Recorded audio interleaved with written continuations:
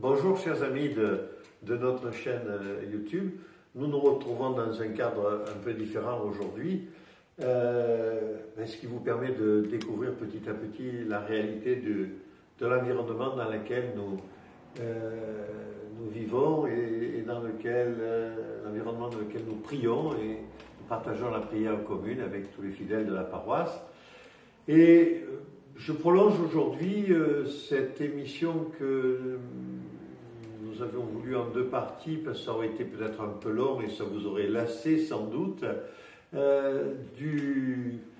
qui c'est ce Père Georges et comment il est arrivé là où il est, quoi.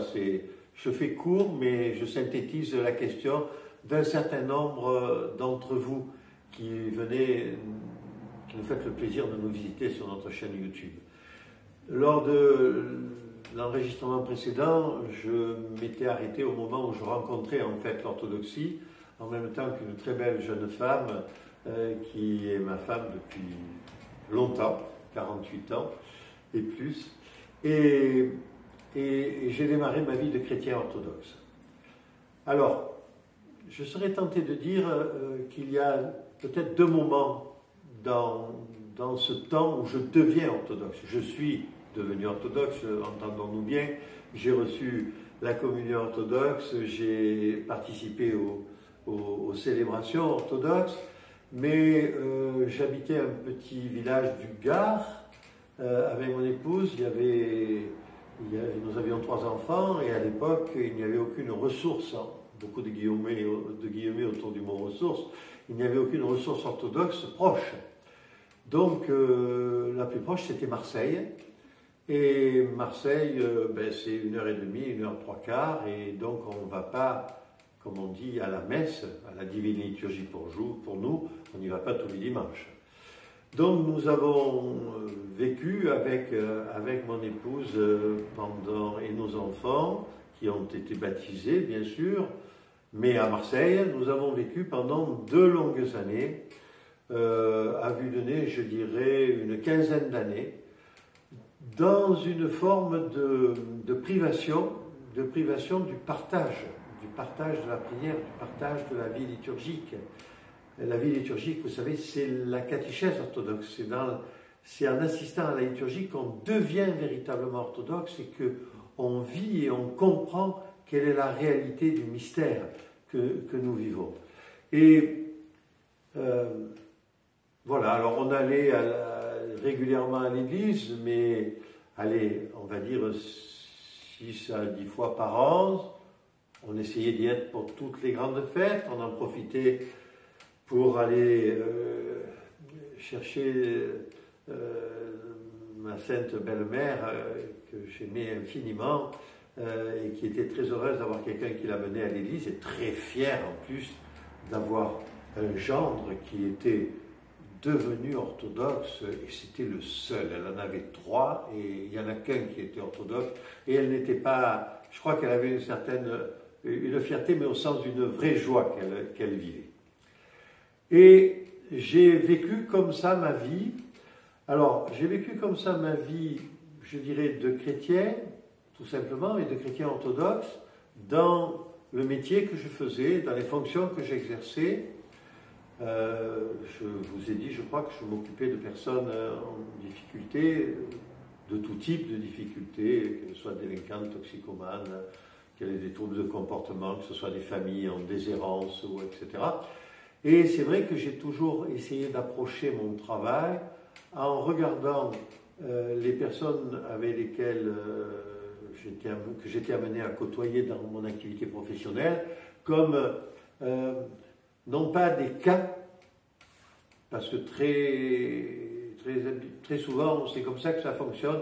Oh là, j'ai vu un cas aujourd'hui, c'était incroyable. Bon, mais comme des gens qui avaient sûrement des possibles en eux, et des possibles en eux, pas en les catéchisant et en faisant d'eux des bons chrétiens. J'aurais d'ailleurs outrepassé mes responsabilités et mes fonctions, mais en leur faisant découvrir en eux les potentialités qu'ils avaient, et moi en voyant en eux ce que le Seigneur avait placé de charisme, de dons, de possibilités en chacun d'entre eux, ce qui permet quand même d'avoir un autre regard sur l'homme, et un regard qui n'est pas celui de la stigmatisation à partir de ce que l'on sait d'une situation, d'une réalité parfois terrible, mais à partir de ce que cette personne a de beau et finalement de potentiellement grandissant en elle.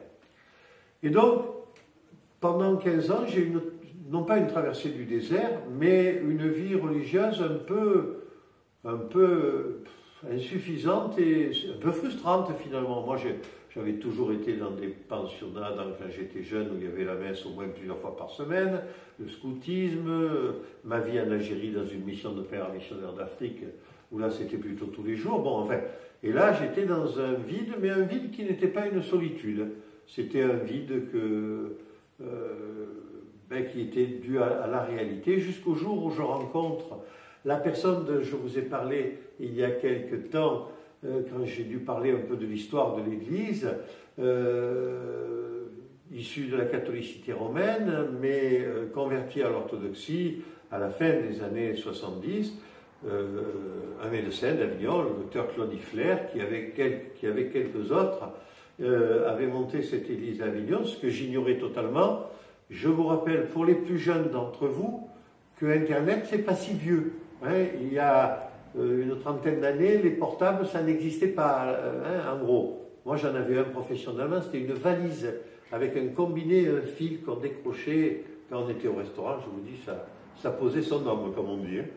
Voilà. Et donc, un groupe de fidèles, sous l'impulsion de Claude et de quelques autres regroupés autour de lui, d'origine russe ou grecque, eh bien, avait créé cette église, ce que j'ignorais complètement, parce qu'on ne pouvait pas taper, faire la requête Église orthodoxe Avignon, point d'interrogation, et voir se dérouler qu'il y en a une, deux, trois, enfin, ça ne dépend pas où on est, etc. Et je rencontre un jour Claude, qui était quelqu'un avec qui j'avais une relation, je dirais, de bonne camaraderie. On se connaissait, je le connaissais en tant que médecin, on s'entendait bien, on avait une proximité de relation, nous n'étions pas amis. Nous le sommes devenus, bien sûr, plus tard. Et qui me dit, mais dis-moi, ton épouse est orthodoxe, je crois, elle est d'origine grecque. Je dis, oui, elle est tout à fait orthodoxe. Elle est d'origine grecque, d'un côté d'un grec de Turquie et d'un autre côté d'une grecque de Chypre, mais effectivement, elle a été baptisée orthodoxe très jeune. Elle s'appelle d'ailleurs Evangelia, l'évangile, la messagère, quoi. C'est quand même pas mal. Mais je lui dis, mais moi aussi je suis orthodoxe. Ah bon, tu es orthodoxe? Mais oui. Mais tu sais qu'on a une église orthodoxe à Avignon? Ben non, première nouvelle. Oui, on a une église. Et d'ailleurs, ce week-end, on a des célébrations. On a les vêpres et puis la liturgie, c'est le dimanche matin. Ah bon, mais c'est où, quoi, qui, qu'est-ce, quoi, bon. Et bien évidemment, je rentre à la maison, je dis à mon épouse, tu sais qu'il y a une église orthodoxe à Avignon? Oh, ça m'étonnerait beaucoup. Une vraie église orthodoxe à Avignon? Non, j'en aurais entendu parler. Et dès le samedi soir, je viens assister au vêpres. Je découvre une petite église, mais celle dans laquelle vous êtes, elle s'est depuis ornée de davantage d'icônes, et puis il y a encore les palmes, je crois, qui doivent traîner au-dessus de quelques icônes, parce que nous enregistrons là au lendemain des rameaux, et au premier jour de la sainte et grande semaine pour nous. Et le samedi soir, je suis là, Claude me voit arriver et me dit, on a besoin de bons barytons, je sais que tu chantes, parce qu'on en avait parlé, et il me met au cœur, et voilà que je vais commencer à découvrir une vraie vie de chrétien orthodoxe dans la pratique de la vie en Église et de la participation à la divine liturgie. Et là, je dois vous avouer que je pense que pour moi, ça a été un vrai retournement, un vrai changement.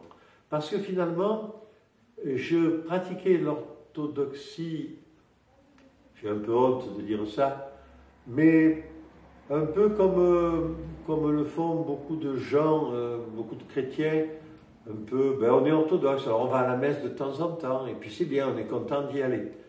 Mais vivre en Église, c'est partager avec les frères, c'est vivre les mêmes choses avec les frères. C'est s'apporter, c'est être ressources mutuelles les uns pour les autres dans l'amour fraternel. Vous savez, lisez les Actes des Apôtres, hein, moi je conseille, hein, vous lisez le prophète Élie, les Actes des Apôtres, les 4 évangiles et un peu les épîtres.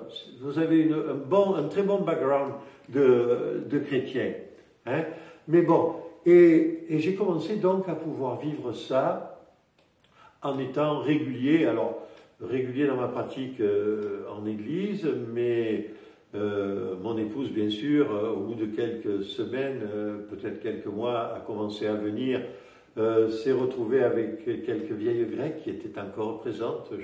Je salue leur mémoire, Théodora, Dimitria et quelques autres qui parlaient en grec, et donc elles discutaient entre elles, enfin bon.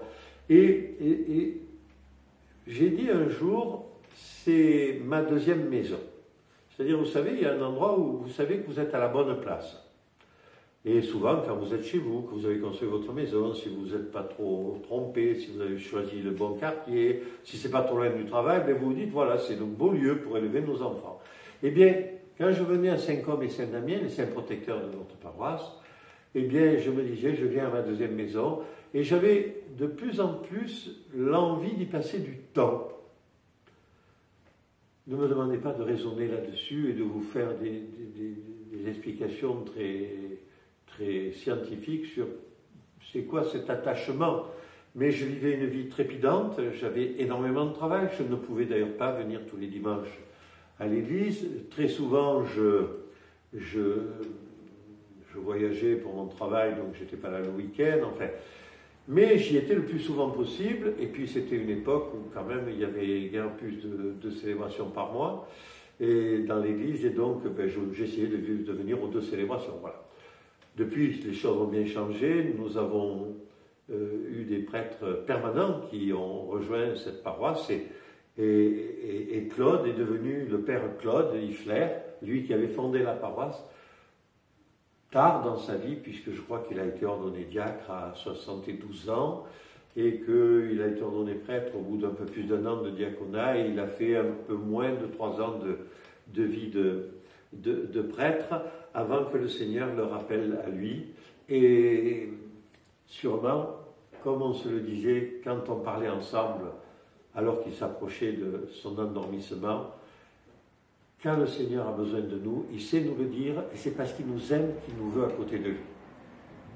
Ça me consolait, parce que je dois vous avouer qu'ayant été, quand il s'est endormi, je venais d'être ordonné diacre 9 mois plus tôt, et prêtre 3 mois plus tôt, et c'était bien difficile de s'imaginer capable de porter une paroisse qui était devenue petit à petit assez grande, assez grosse. Il y avait du monde qui venait, qui avait besoin d'un prêtre.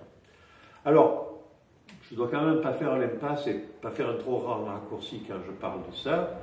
Comment je suis devenu prêtre? Alors d'abord, je suis devenu prêtre en devenant lecteur, puis diacre. Ça se passe le même jour. Mais autant vous dire que rien dans mon chemin ne me permettait d'imaginer qu'un jour, je deviendrai le serviteur du Seigneur. Mais rien. J'étais un homme du monde, vivant dans le monde, ayant eu des responsabilités dans le monde, ayant des grosses activités, gagnant relativement bien ma vie. Comment j'allais me retrouver prêtre, en fait? Un jour, au tout début de la prêtrise de Père Claude, il n'y a pas d'enfant de chœur, il n'y a pas d'acolyte dans le sanctuaire. Et je vois Claude un peu agité, parce que lui-même était tout jeune prêtre, et dans la pratique du prêtre orthodoxe, il y a beaucoup je dirais, il y a une dimension artisanale, une dimension un peu de travailleur manuel. Il y a beaucoup de choses à faire, il y a toute une gestuelle, toute une cinématique finalement, et je lui dis, Père, si tu as besoin de moi, je ne sais pas faire, mais j'avais été enfant de chœur dans ma jeunesse, mais je savais que c'était très différent. Oh, il me dit, j'osais pas te le demander, écoute, il y a suffisamment de monde au chœur maintenant, volontiers. Je ne savais pas vraiment ce jour-là, que je daterai probablement de mi-2008, mi-2008, je ne savais absolument pas que je venais de mettre le doigt dans un piège qui allait se refermer sur moi et ne plus me lâcher, mais un piège de bonheur, celui qui vous prend le cœur et dont vous n'avez surtout pas envie de vous libérer. Vous ne voulez pas ouvrir les mâchoires, non, non, non, non, non. Mais à l'époque, je ne m'en rendais pas compte. Donc pendant un dimanche, puis un autre, puis assez régulièrement, Claude m'a demandé de lire les Saintes Écritures pendant les offices, je chantais encore, bien sûr, puis d'être à ses côtés pour servir dans le sanctuaire. Le temps passe comme ça. Et là, la prophétie se réalise. Alors la prophétie, deux personnes dans cette église dans laquelle je suis là, une que j'ai évoquée tout à l'heure, Dimitria, une vieille grecque, et un autre qui s'appelait André, de son prénom choisi lorsqu'il est entré dans la religion orthodoxe, il s'appelait Alain dans le civil, il était médecin lui aussi d'ailleurs, et les deux, à 4-5 ans de distance, m'avaient dit un jour et une fois seulement, c'est Dimitria qui avait commencé, toi, tu seras le futur prêtre de notre église. J'ai dit, et je lui ai répondu avec mon plus grand sourire et beaucoup d'affection, je l'aimais beaucoup. Toi, je crois que tu vieillis, tu commences à avoir des choses qui te traversent la tête et qui sont un peu n'importe quoi. Tu me vois, oui, je te vois très bien prêtre orthodoxe. Voilà, bon, j'ai pris ça comme... je savais qu'elle était très sincère. Et quand André est arrivé dans l'église quelques années plus tard, il m'a fait à peu près la même réflexion. Je n'imaginais absolument pas qu'il serait la troisième personne que j'accompagnerais dans des funérailles et que pour Dimitria, ça serait la 6 ou 7e, bon voilà. Mais c'est comme ça. Mais donc voilà, donc il y avait eu une espèce de prédiction là qui était arrivée, je ne dirais pas une prophétie, mais bon, quelque chose qui avait été anticipé. Et puis je sers Claude, nous entendons très bien, au fil des années nous étions devenus vraiment de grands amis, c'est quelqu'un pour lequel j'avais un infini respect, notamment pour ses connaissances théologiques vis-à-vis desquelles je me vivais comme étant un ver de terre. Et un jour, alors j'arrivais un peu en avance donc à l'église le matin, de plus en plus tôt pour l'aider dans le démarrage du premier office qui précède la liturgie et qui s'appelle la proscomédie, qu'on aura l'honneur et la joie de vous faire partager un jour. Parce que je sais que j'ai la bénédiction de mon évêque, alors je peux déjà vous l'annoncer. Et il me croise, il me dit, tu sais, on a profité que tu n'étais pas au conseil paroissial parce que tu étais en voyage pour parler entre nous et on s'est dit, à l'unanimité du conseil, que on aimerait que tu réfléchisses à accepter l'ordination. Et je lui ai répondu, tu es un grand malade. Tu es un grand malade. Moi, l'ordination, moi, le pécheur que je suis, le provençal que je suis, qui raconte des histoires, qui suis extraverti un peu trop, qui parle trop fort, moi je deviendrai... Non, mais l'ordination, comme diacre, tu sais, alors bon, je sais que ton épouse arrive à la retraite, mais vous aurez du temps, le diacre, il n'est pas obligé d'être là tout le temps, vous pourrez partir en vacances quand vous en aurez envie, enfin, ne t'inquiète pas, puis tu sais, tu n'auras pas grand-chose à faire, c'est même le prêtre, dans une petite paroisse comme celle-là, quand il a fait 5-6 baptêmes dans l'année, il a célébré une ou deux funérailles et un ou deux mariages, c'est le bout du monde, puis on n'est pas obligé de célébrer tous les dimanches. Bon, je sais que là, je pense qu'il a un peu enjolivé la vérité. Voilà, je le dirais comme ça. Et je lui ai dit, mais Claude était un grand malade, c'est pas possible, pas moi. Écoute, réfléchis. Et du coup, j'ai réfléchi. Et j'ai réfléchi que c'est vrai, au cours de ma vie, souvent, j'ai eu des attirances pour la vie monastique, pour le service de l'Église, mais mes jeunes, quand mes parents m'avaient proposé de rentrer au petit séminaire, je leur avais dit niet, pas question. Les petites filles, je ne sais pas trop à quoi elles servent, mais elles sont mignonnes, je trouve. Donc, je préférerais m'orienter plutôt dans ce sens-là. Bon. Ceci étant, cette question qui m'a été posée, et bien sûr sur laquelle m'ont relancé jour après jour tous les membres du conseil paroissial de l'époque, qui sont en grande partie les mêmes qu'aujourd'hui, sauf ceux que malheureusement j'ai accompagnés vers la dernière demeure. Et assez vite, j'ai été conquis par ça, par cette idée. Assez vite, ça a pris quelques mois quand même. Quand j'allais parler à Angèle, dès le début, Evangélie, donc mon épouse, alors là, je peux vous dire que l'accueil a été modérément enthousiaste, dirais-je. Voilà. Mais attends, alors toi, tu étais éducateur, tu es devenu chef de service, tu es devenu directeur, tu es devenu directeur général, tu es devenu expert, tu vas au ministère, tu ci, tu là. Mais tout le monde, on dirait qu'il n'y a que toi, quoi. C'est que tu veux prendre la place des autres, quoi. Puis je dis, mais moi, je n'ai jamais rien demandé à personne. Ils viennent me voir, je ne peux pas les envoyer me promener, quand même. Oui, mais alors là, pour prêtre, ça m'étonnerait. Je dis, non, pas prêtre, diacre, tu sais, moi, je suis trop vieux. Et au bout d'un certain temps, quand même, nous en avons beaucoup parlé. Et mon épouse a eu cette formule tellement magnifique que je peux vous dire. Elle dit, écoute, je vais te dire une chose. Si le dessein du Seigneur, c'est que tu deviennes son serviteur, je ne vais pas refuser pour me damner en ayant refusé, en ayant empêché que tu allais devenir être ordonné. Alors je vais dire oui. Alors vous mesurez là tout l'enthousiasme, hein, c'est-à-dire qu'elle n'était pas d'accord, mais elle ne voulait pas finalement s'opposer au dessein du Seigneur. Quelques mois plus tard, j'ai dit oui. J'ignorais en disant oui deux choses. Que assez automatiquement, lorsqu'on devient diacre dans la tradition orthodoxe, on est ordonné prêtre à un moment donné. Pour moi, dans ma tête, j'allais rester diacre.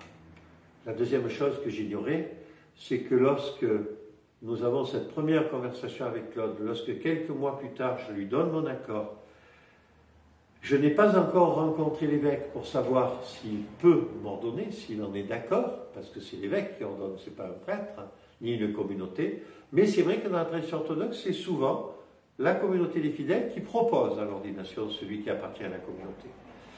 Et j'ignorais complètement qu'il allait être très malade, et effectivement, au bout de quelques mois, un matin en arrivant, il me tombe dans les bras, il pleure, je pleure avec lui parce que je ne sais pas pourquoi il pleure, et c'est toujours émouvant quand deux vieux messieurs, lui a 73 ans, moi j'en ai 63, et il me dit, tu sais, je suis foutu, c'est toi qui auras la responsabilité de l'Église. Je lui dis, qu'est-ce que tu me racontes là, tu as fait la fête hier soir, tu as trop bu ou quoi? Il me dit, non, non, le diagnostic est tombé, tu sais que je suis médecin, mais j'ai dit oui, tu es même un bon médecin, donc je suis foutu, j'ai un cancer, je sais où il est placé, je sais que c'est quelques mois de survie, et il faudra que tu te débrouilles, mais tu sais, même si tu es diacre, tu pourras déjà faire des choses, vous pourrez faire des offices, etc.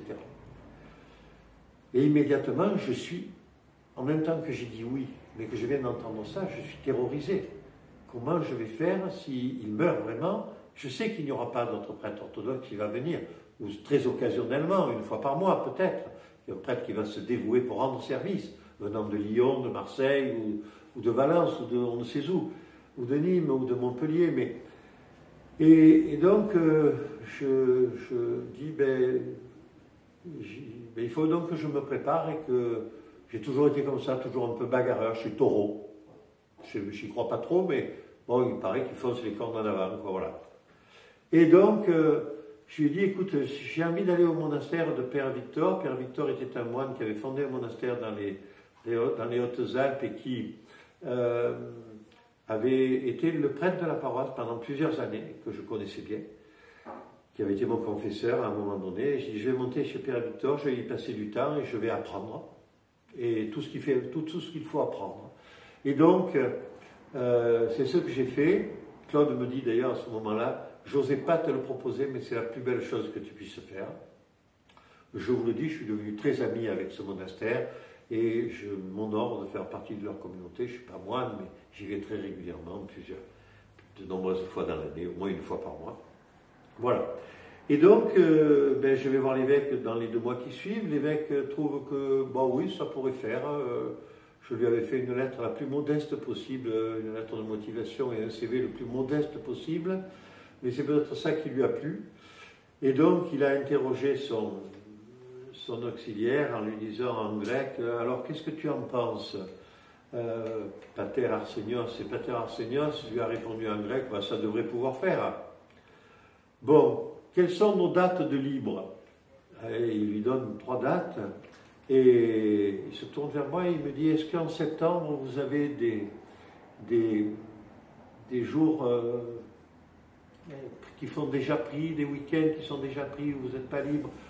Et je lui réponds, aucune des dates que vous avez évoquées, Monseigneur, ne me pose problème. Il me dit, mais vous m'avez dit que vous ne parliez pas grec. Ah ouais, mais je compte en grec. Donc j'ai bien compris les dates que vous évoquiez. Et vous avez parlé du 22 septembre, du 15 septembre et du 8 septembre. Ah bon, vous parlez un peu grec. Hein? Je dis, non, je compte. Et le 20 septembre, j'ai été ordonné diacre à Paris. Je me suis retrouvé dans ma paroisse, avec mes amis, les fidèles, et j'ai été très étonné de la mutation du regard des gens, pas de tous, mais de beaucoup, qui d'un seul coup, parce que vous avez reçu l'ordination, vous considèrent comme un homme d'une toute autre nature. Alors, j'ai servi à côté de Père Claude pendant quelques mois, peu de mois, trop peu de mois, pour tout vous dire.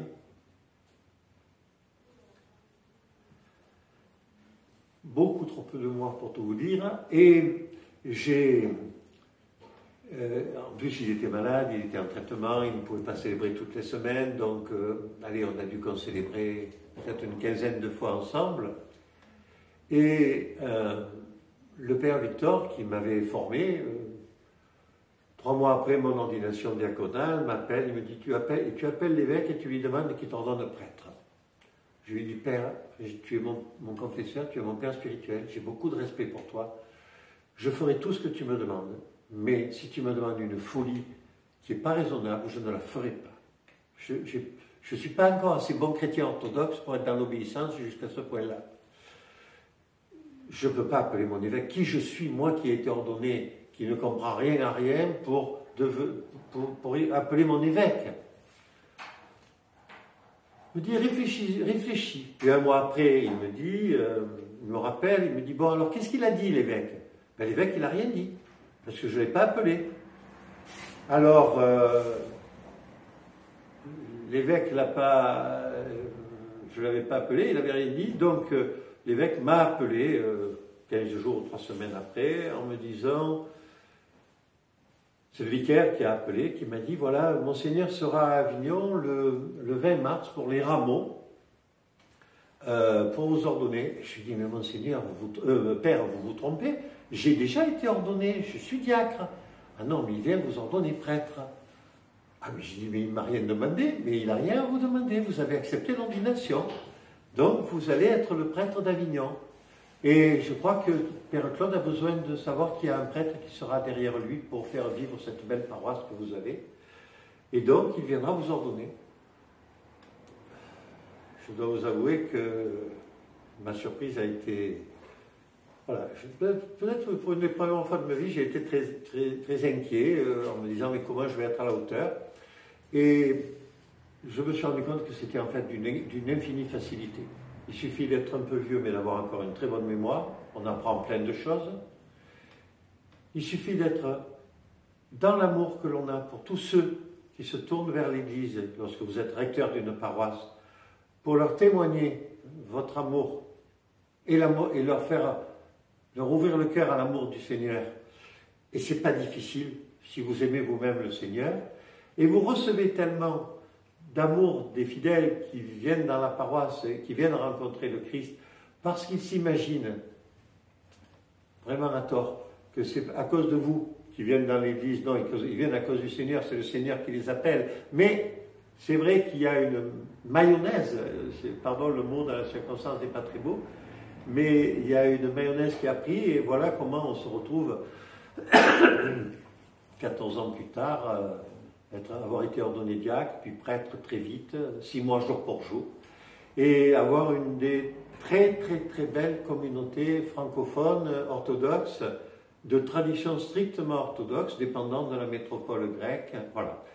Je n'ai qu'un souhait maintenant, c'est que le Seigneur m'appelle le jour où il voudra, et lui seul sait, mais le plus tard possible, parce que le bonheur qu'il me donne au quotidien à vivre dans une paroisse telle que celle dans laquelle j'ai la chance de vivre, avec tous les fidèles qui sont autour de moi, mais aussi les deux diacres, un diacre qui a été ordonné récemment, le père Nectaire, un diacre qui célèbre très régulièrement ici, le père diacre Henri, avec un cœur magnifique, avec des gens qui ont un bonheur fantastique de venir à la rencontre de Dieu, et qui se contentent pourtant, dans la vie quotidienne, au jour le jour, d'essayer, plein de guillemets autour d'essayer, mais en gras essayer, de vivre en chrétien dans le monde.